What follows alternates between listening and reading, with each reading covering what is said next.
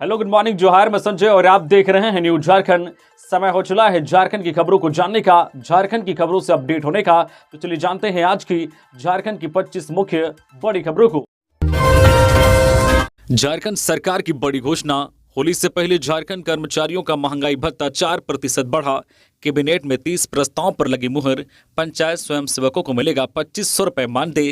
होली से पहले राज्य कर्मचारियों के महंगाई भत्ते में 4% की बढ़ोतरी को मंजूरी दी गई है। सरकार के इस निर्णय के लाभ पेंशनधारी और पारिवारिक पेंशन धारकों को भी मिलेगा। यह फैसला मंगलवार को मुख्यमंत्री चंपई सोरेन की अध्यक्षता में आयोजित कैबिनेट की बैठक में लिया गया है। बैठक में कुल 30 प्रस्तावों पर मुहर लगी है। इसके अतिरिक्त महत्वपूर्ण निर्णय पंचायत स्वयं सेवकों को लेकर लिया गया है। सरकार ने इन्हें अब 2500 रुपए मानदेय देने का निर्णय लिया है। सरकार के इस निर्णय का लाभ झारखंड के 14,000 पंचायत स्वयं सेवकों को मिलेगा।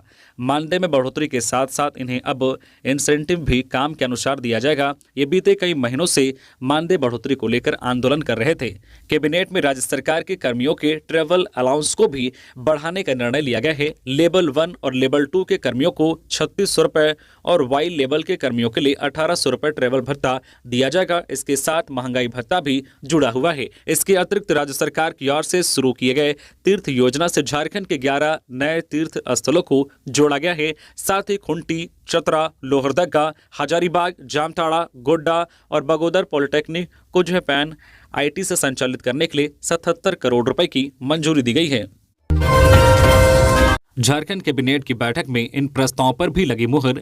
झारखंड कैबिनेट की बैठक मंगलवार को हुई, जिसमें कई अहम प्रस्तावों पर मुहर लगी है, जिसमें यूबी, एनएल और पीजीसीआईएल के बीच के विवाद को निपटाने को लेकर प्रस्ताव पर मंजूरी प्रदान की गई है। इसके साथ ही मुख्यमंत्री तीर्थ योजना में 11 नए तीर्थ स्थल राज्य में और 20 तीर्थ स्थल राज्य से बाहर के जोड़े गए हैं। इसके साथ ही न्यू झारखंड भवन के लिए 105 करोड़ की पुनरीक्षित प्रशासनिक स्वीकृति प्रदान की गई है। इसके साथ साथ सरकारी स्कूलों के 9वीं से 12वीं छात्रों को मिलने वाली पाठ्य पुस्तक की राशि में वृद्धि की गई है। वहीं मुख्यमंत्री ग्राम सड़क योजना के तहत चतरा रांची पथ के लिए राशि की मंजूरी प्रदान की गई है। वहीं राज्य कर्मियों के लिए परिवहन भत्ता में संशोधन किया गया है। वहीं 8 नए राज्य के पॉलिटेक्निक कॉलेज का संचालन प्रेझा फाउंडेशन करेगा, इस पर भी मुहर लगी है।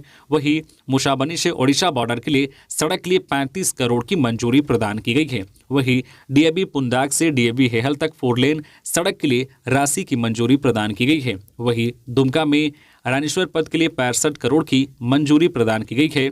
वहीं राज्य के सरकारी सेवकों का आवास किराए के प्रस्ताव को मंजूरी प्रदान की गई है। वहीं झारखंड पैरामेडिकल संवर्ग के नियमावली को मंजूरी प्रदान की गई है। वहीं बजट सत्र के छात्रावासन को मंजूरी प्रदान की गई है। वन क्षेत्र पदाधिकारी को मिलेगा सेवा विस्तार, इस पर भी जो है मुहर लगी है। साथ साथ सहायक वन रक्षकों को भी मिलेगा सेवा अवधि विस्तार, इस पर भी मुहर लगी है। इसके अलावा भी कई अहम प्रस्तावों पर झारखंड कैबिनेट की बैठक में मुहर लगी है। राजधानी रांची में 2 माह के लिए धारा 144 लागू। शहर के इन स्थानों पर सोच समझ कर जाएं।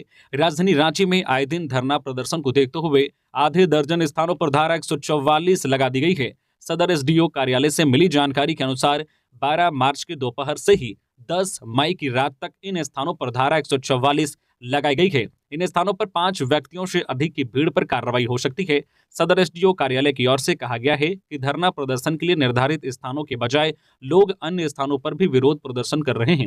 विभिन्न संगठन के लोग जाकिर हुसैन पार्क के बदले अब राजभवन के मेन गेट, कांके रोड और सीएम आवास के सामने भी जमावड़ा लगाने लगे हैं। इसे रोकने के लिए धारा 144 लगाई गई है। जारी आदेश के मुताबिक मुख्यमंत्री आवास मोरहाबादी की 4 दीवारी से 100 मीटर की परिधि में, पुराना मुख्यमंत्री आवास कांके रोड की 4 दीवारी से 100 मीटर की परिधि में, साथ ही राजभवन की 4 दीवारी से 100 मीटर की परिधि में, इसके साथ ही जाकिर हुसैन पार्क को छोड़कर झारखंड उच्च न्यायालय की 4 दीवारी से 100 मीटर की परिधि में, इसके अलावा नई विधानसभा की 4 दीवारी से 500 मीटर की परिधि में, वही प्रोजेक्ट भवन और नेपाल हाउस की 4 दीवारी से 100 मीटर की परिधि में 2 महीने के लिए धारा 144 लगाई गई है। बता दें कि गैर निर्धारित स्थानों पर धरना प्रदर्शन और जुलूस से आम शहरवासियों को परेशानी हो रही थी।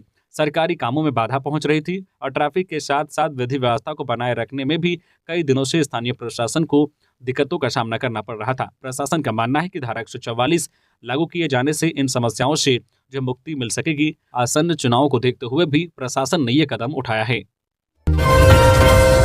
झारखंड में पुलिस बहाली की प्रक्रिया अब होगी मैनुअल, डिजिटल टेक्नोलॉजी का नहीं होगा इस्तेमाल। एक तरफ दुनिया डिजिटल को और बढ़ा रही है, वहीं झारखंड मैनुअल की तरफ बढ़ रहा है। जी हाँ, झारखंड पुलिस भर्ती की प्रक्रिया में बदलाव किया गया है। वर्तमान में पुलिस भर्ती परीक्षा में पारदर्शिता लाने और धांधली रोकने के लिए तकनीक का इस्तेमाल किया जाता था, लेकिन अब इसमें संशोधन करते हुए बदलाव कर दिया गया है। पुलिस सेवा के लिए भर्ती पद्धति 2014 के नियम 7(3) से जो 6 तक में बदलाव किए गए हैं, जो अब झारखंड राज्य पुलिस नियुक्ति संशोधन नियमावली 2024 कहलाएगा। इस बदलाव के बाद बिना तकनीक इस्तेमाल किए मैनुअल तरीके से पुलिस की बहाली का रास्ता साफ हो गया है। गृह विभाग इससे संबंधित अधिसूचना जारी कर दी है। सिपाही भर्ती में पारदर्शिता लाने और धांधली रोकने के लिए तकनीक अपनाया गया था।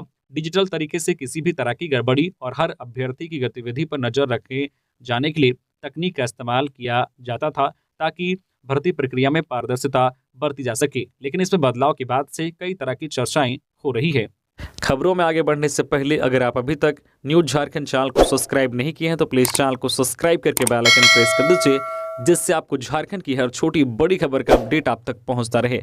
तो चलिए बढ़ते हैं खबरों की ओर।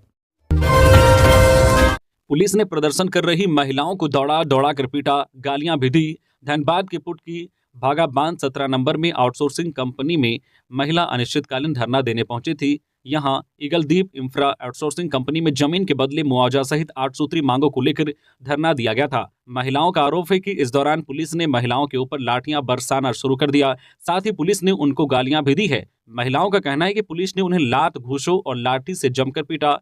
यही नहीं, कुछ महिलाएं जो वहां से भाग रही थी उन्हें भी दौड़ा दौड़ा कर पीटा गया।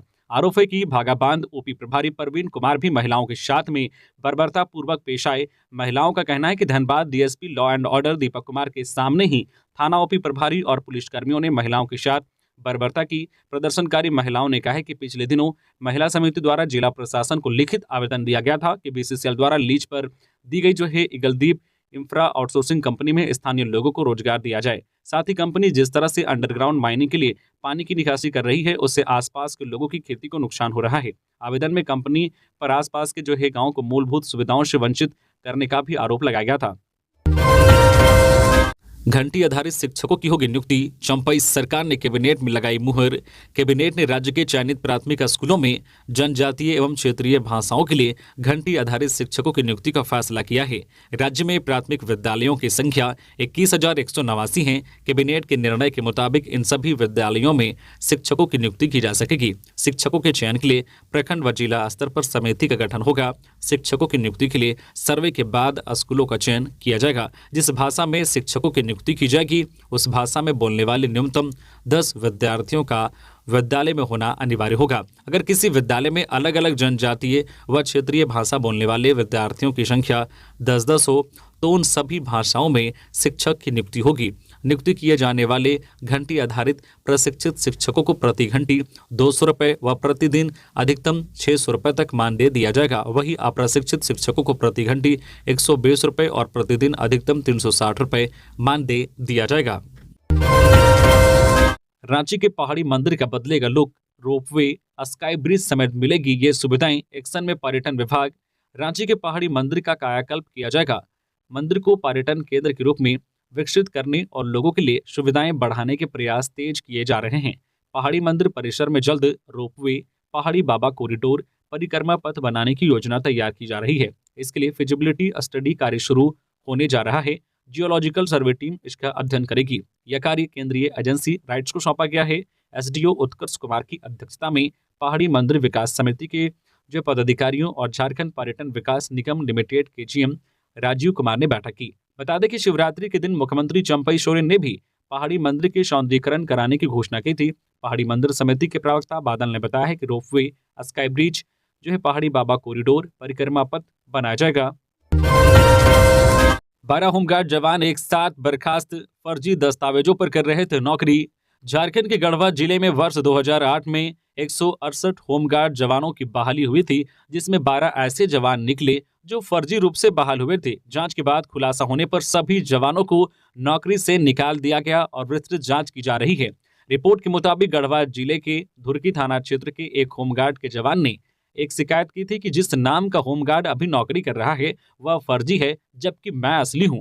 पुलिस को शिकायत मिलते ही कान खड़े हुए और उस समय के बहाल 168 लोगों के जब सर्टिफिकेट जांच किए गए तो 12 जवान ऐसे निकले जो फर्जी तरीके से ड्यूटी कर रहे थे। सभी जवानों के नाम तो सही हैं, पर पिता का नाम और पता अलग अलग है। मामला सामने आने के बाद डीएसपी मुख्यालय सह समादेष्टा होमगार्ड ने इसकी वृहद जांच की तो मामला सही पाया।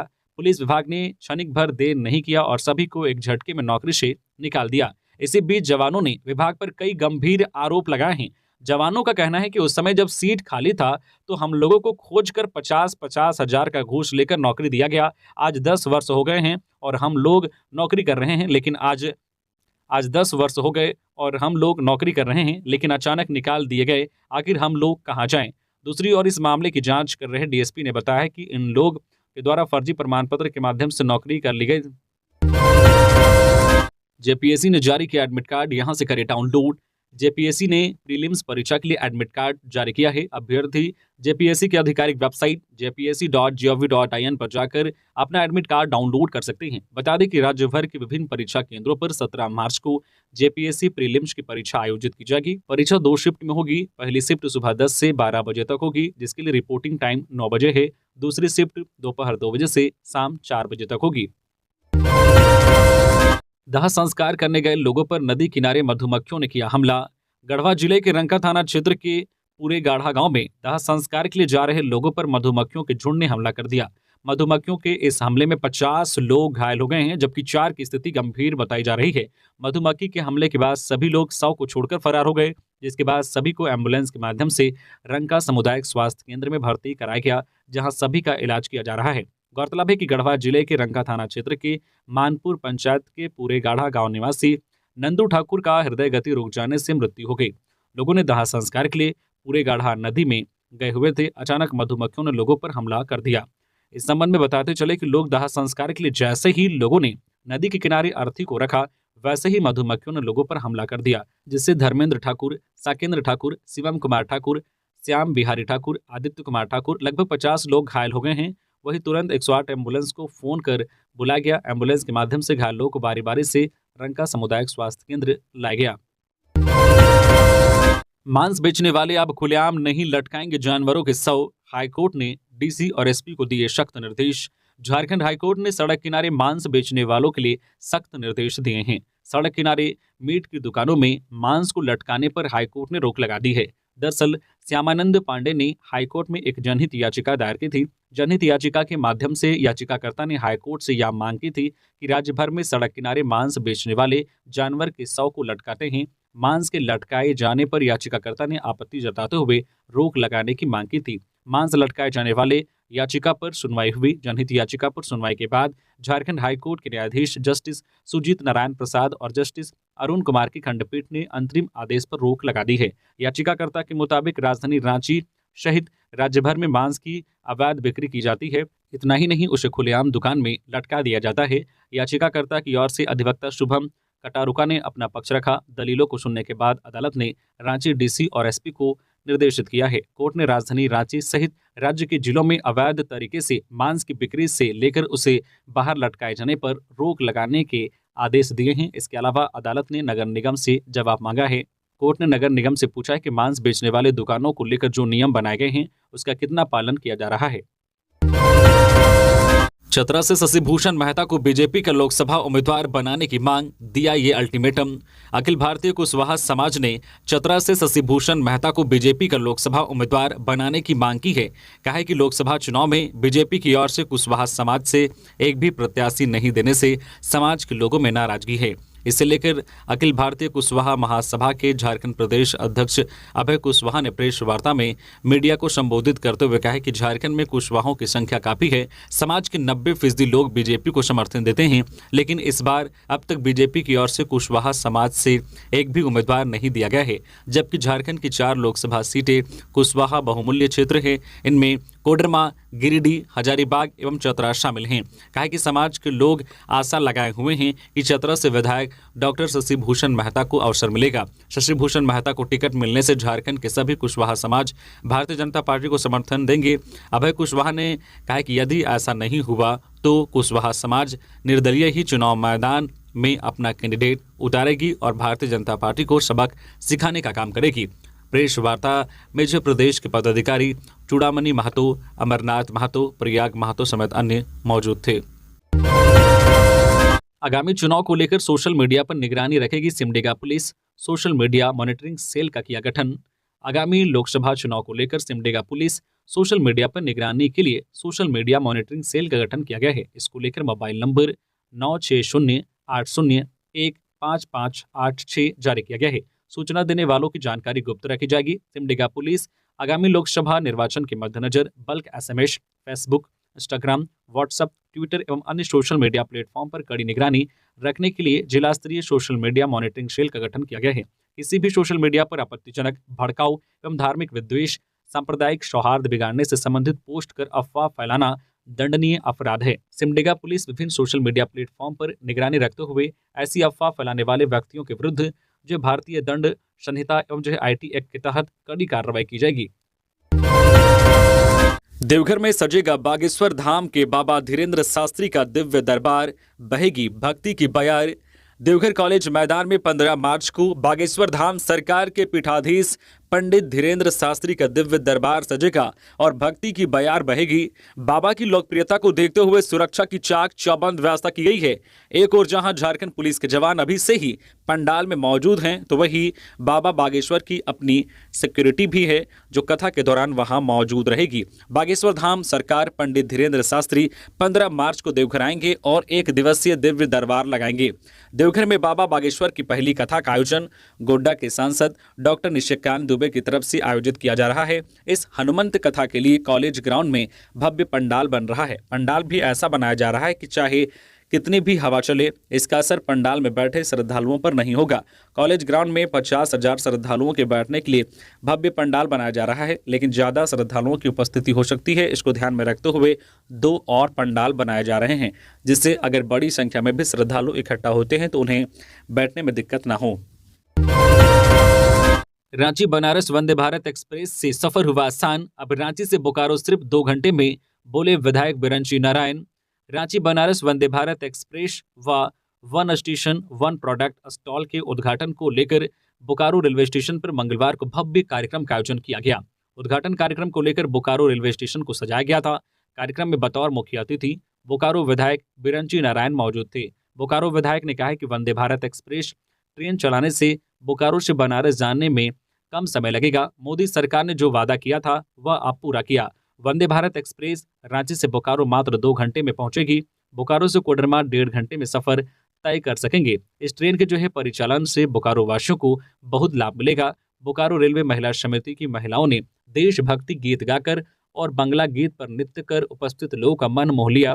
कार्यक्रम का संचालन स्टेशन प्रबंधक AK हलदार ने किया। बोकारो विधायक बिरंची नारायण ने सिलापट का फीता खींचकर वंदे भारत ट्रेन के बोकारो स्टेशन में ठहराव को लेकर उद्घाटन किया। बोकारो विधायक ने कहा है कि वंदे भारत ट्रेन चलने से बोकारो से बनारस जाने में कम समय लगेगा। मोदी सरकार ने जो वादा किया था वह अब पूरा किया। उन्होंने कहा है कि PM मोदी के नेतृत्व में देश गति से विकसित हो रहा है। बोकारो विधायक बिरंची नारायण ने सिलापट का फीता काटकर वंदे भारत ट्रेन के बोकारो स्टेशन में ठहराव को लेकर उद्घाटन किया। बोकारो विधायक ने कहा है कि वंदे भारत ट्रेन चलने से बोकारो से बनारस जाने में कम समय लगेगा। मोदी सरकार ने जो वादा किया था वह अब पूरा किया। उन्होंने कहा कि PM मोदी के नेतृत्व में देश तेज गति से विकसित हो रहा है। प्रधानमंत्री सूर्य घर बिजली योजना के तहत 300 यूनिट बिजली मुफ्त मिलेगी। प्रधानमंत्री सूर्य घर मुफ्त बिजली योजना केंद्र सरकार द्वारा संचालित एक हितकारी योजना है। इस स्कीम के तहत लोगों के घरों की छत पर सोलर पैनल लगाए जाएंगे। घरों में सोलर पैनल सिस्टम लगाने के लिए केंद्र सरकार की ओर से सब्सिडी के रूप में वित्तीय सहायता प्रदान की जाएगी। इसके तहत घरेलू उपभोक्ताओं को 300 यूनिट मुफ्त बिजली का लाभ दिया जाएगा, जिससे वह अपने घरों पर सोलर पैनल लगा सकेंगे और मुफ्त बिजली योजना का लाभ उठा सकेंगे। PM सूर्य घर मुफ्त बिजली स्कीम के तहत 1 करोड़ परिवारों को लाभ दिया जाएगा। योजना से जुड़े जन सेवा केंद्र के मैनेजर रंजन नंदा ने बताया है कि PM सूर्य घर मुफ्त बिजली योजना के तहत जिले के सभी लाभार्थियों को 300 यूनिट फ्री बिजली का लाभ दिया जाना है। इसके लिए सर्वे का कार्य किया जा रहा है। फिलहाल गुमला जिला के लोगों को इस योजना से जोड़ने के लिए घरों का सर्वे का कार्य किया जा रहा है और उम्मीद है कि कुछ समय में पूरे जिले के घरों का सर्वे का कार्य पूर्ण कर लिया जाएगा। झारखंड कैबिनेट की अगली बैठक 16 मार्च को प्रोजेक्ट भवन में होगी बैठक। कई प्रस्तावों पर लगेगी मुहर। मंत्रिमंडल सचिवालय एवं निगरानी विभाग ने सूचना दी है कि चंपई कैबिनेट की अगली बैठक 16 मार्च शनिवार को दिन के 11 बजे से होगी। बैठक झारखंड मंत्रालय प्रोजेक्ट भवन के मंत्रिपरिषद कक्ष में होगी। इस बैठक में अन्य सभी विभागों और अधिकारियों को सूचित कर दिया गया है। इस बैठक में कई महत्वपूर्ण प्रस्तावों पर मुहर लग सकती है। बीजेपी सांसद डॉक्टर निशिकांत दुबे ने गोड्डा के पहले कार्गो टर्मिनल का किया उद्घाटन। बोले, पीएम नरेंद्र मोदी ने विकास को गति दी। बीजेपी सांसद डॉक्टर निशिकांत दुबे ने अदानी पावर प्लांट परिसर में आयोजित रेलवे विभाग की पीएम गति शक्ति की ओर से आयोजित पहला कार्गो टर्मिनल का उद्घाटन किया। सांसद ने ठीक उसी वक्त उद्घाटन किया जब प्रधानमंत्री नरेंद्र मोदी ने अदानी की रेलवे कार्गो के साथ साथ देश के करीब 520 कार्यक्रमों का ऑनलाइन उद्घाटन कर रहे थे। अपने संबोधन में डॉक्टर निशिकांत दुबे ने कहा कि गोड्डा के विकास को प्रधानमंत्री नरेंद्र मोदी ने गति दी है। देश के विकास में उद्योगपतियों के साथ साथ आम लोगों को भी सहयोग देने की जरूरत है। सांसद ने कहा कि केंद्र सरकार ने अदानी के क्षेत्र में रेल परियोजना को जोड़कर यहां के आर्थिक विकास के साथ साथ पर्यावरण व प्रदूषण से बचाव किया है। आज रेल से कोयले की ढुलाई की वजह से क्षेत्र के लोगों को धूलकण से राहत मिली है। सोनाहातू के बारिंदा में जंगली हाथी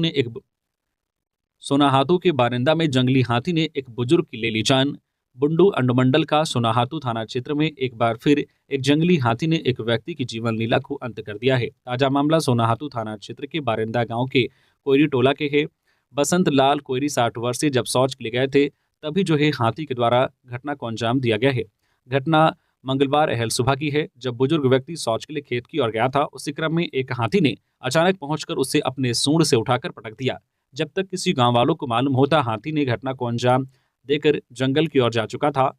घायल को अस्पताल ले जाने के क्रम में उसकी मौत हो गई। परिजनों का इधर रो रो कर बुरा हाल है। वन विभाग की टीम तथा सोनाहातू थाना की पुलिस घटनास्थल पर पहुंचकर शव को कब्जे में लेकर पोस्टमार्टम के लिए भेज दिया। इधर वन विभाग के द्वारा मृतक के परिवारों को 50,000 रुपए की तत्काल सहायता राशि प्रदान की गई है तथा 3,50,000 रुपए बाद में मिलने का आश्वासन वन विभाग के कर्मियों द्वारा दिया गया है। इधर जंगली हाथियों का आतंक थमने का नाम नहीं ले रहा है। आए दिन किसी न किसी को अपना शिकार बना रहे हैं हाथी। रमजान का महीना शुरू होने पर और लोकसभा चुनाव को लेकर देर रात धनबाद के एसएसपी ने किया दौरा। पुलिस पदाधिकारी को दिया दिशा निर्देश। लोकसभा चुनाव एवं रमजान को शांतिपूर्ण बनाने को लेकर वरीय पुलिस अधीक्षक एसपी जनार्दन जिले के वरीय पुलिस पदाधिकारियों के साथ कतरास थाना क्षेत्र के विभिन्न इलाकों का दौरा किया। वरीय पुलिस अधीक्षक एसएसपी जनार्दन ने बताया है कि लोकसभा चुनाव शांतिपूर्ण मतदान संपन्न कराने एवं रमजान के महीने को देखते हुए पूरे जिले में पुलिस पदाधिकारी के साथ दौरा किया जा रहा है। लोकसभा चुनाव निष्पक्ष कराने के लिए जिला प्रशासन कटिबद्ध है। आम लोगों के बीच पुलिस की कार्यशैली दिखनी चाहिए। पुलिस के प्रति आम लोगों का भरोसा बढ़े, इसको लेकर दौरा किया जा रहा है। अब तक 4-5 स्थान का निरीक्षण करने के बाद कतरास थाना किया जा रहे हैं तक। डबल मर्डर केस में पुलिस ने एक आरोपी को गिरफ्तार किया, दूसरे की तलाश जारी। रांची पुलिस ने डबल मर्डर केस में एक आरोपी को गिरफ्तार किया है, वहीं अन्य की गिरफ्तारी के लिए पुलिस छापेमारी कर रही है। बता दें कि पिछले महीने अपराधियों ने पंडरा ओपी इलाके में डबल मर्डर किया था। अपराधियों ने पति पत्नी को गोली मारकर हत्या कर दी थी और फरार हो गए थे। घटना की सूचना मिलते ही पुलिस मौके पर पहुंची और शव को कब्जे में लिया। इसके बाद पोस्टमार्टम के लिए भेज दिया था। दरअसल बिरसा मुंडा और उसकी पत्नी सोनी मुंडा घर में ही कुर्सी पर बैठे हुए थे। उसी दौरान बाइक पर सवार 3 बदमाश उनके घर पर पहुंचे। वे लोग दरवाजा खटखटाने लगे और दरवाजा खुलते ही अपराधियों ने गोलियां चला दी। 5 गोलियां बिरसा को और कुछ गोलियां उनकी पत्नी को लगी। फायरिंग के बाद अपराधी मौके से फरार हो गए। पुलिस सूत्रों से मिली जानकारी के अनुसार एक आरोपी को गिरफ्तार कर लिया गया है, वहीं अन्य की गिरफ्तारी के लिए छापेमारी की जा रही है। धनबाद की कतरास में अज्ञात युवती का शव मिलने से क्षेत्र में सनसनी। धनबाद के कतरास थाना क्षेत्र के निचितपुर नर्सिंग होम रोड की बाउंड्री वाल में मंगलवार को एक अज्ञात युवती का शव मिला, जिसके बाद मौके पर कतरास थाना प्रभारी असीत कुमार सिंह अपने दल बल के साथ पहुंचकर मामले की जांच पड़ताल में जुट गए हैं। शव इतनी ज्यादा सड़ गल चुकी है कि पुलिस को शिनाख्त करने में मुश्किल हो रही है। शव किसका है या पोस्टमार्टम के बाद ही मामले का खुलासा हो पाएगा। बताते चले कि 3 दिनों पहले कतरास के निचितपुर से ही एक लड़की की गुमशुदगी की मामला थाना में दर्ज किया गया था। 2 बाइक की सीधी टक्कर में 5 लोग गंभीर रूप से घायल।